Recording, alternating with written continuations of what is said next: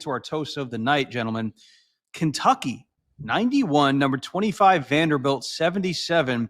One of the major overarching themes for Kentucky this season, along with the slew of injuries that they've had to deal with, but one of the major themes for this team has been get behind early, double digits in the first half, and then have to dig themselves out of it somehow in the second half. That is not what happened yesterday against Vanderbilt. Kentucky led by as many as 20 points in the first 20 minutes in Lexington. It was a revenge game too, because remember, it looked like Kentucky might have figured some things out there in the middle of the season. They won 5 straight, and then they head into Nashville, and boom, they get dragged for 40 minutes in an 80-55 loss. Now they won back-to-back games after that 3-game skid. They sit in a 3-way tie for 5th place in the SEC.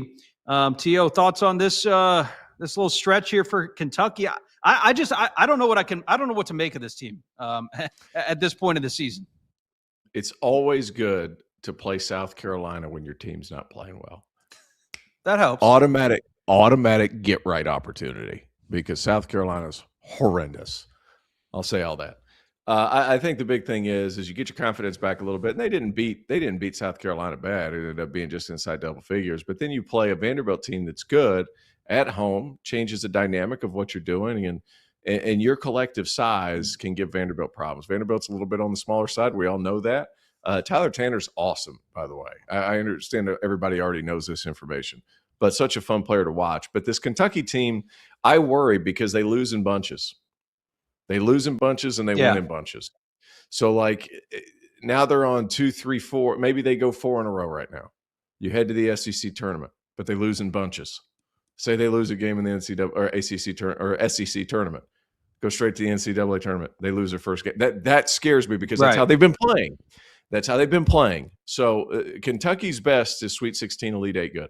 Kentucky's idiot, they're up and down, their peaks and valleys could have them out in the first round. That's where I'm at with this Kentucky team. Go ahead, Ty.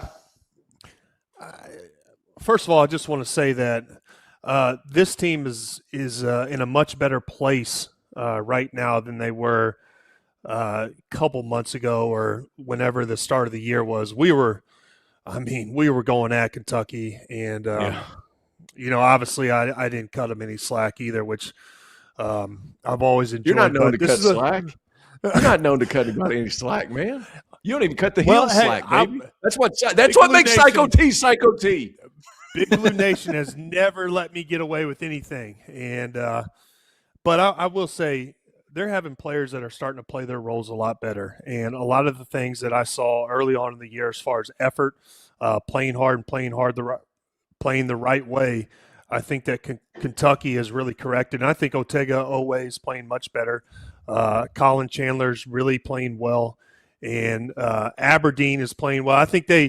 I do think that they could win a couple games in the tournament, but I'm with T.O. as well. I mean, what I saw early on in the year, I wouldn't be surprised if they lost the first game, or lost the first game in the SEC tournament, went to the tournament, lost the first game there. But they do have some pieces to where if they put it together, they could win a couple games in the tournament. It'll be really fun to watch that SEC tournament with the way Florida's playing. Wonder how Arkansas bounces back. There's a lot of really good teams in the SEC. Florida may be the only great team, but that's still up for debate. We'll see how that plays out. Really quick, there was some news that came down the wire today, and I wanted to get your thoughts on it.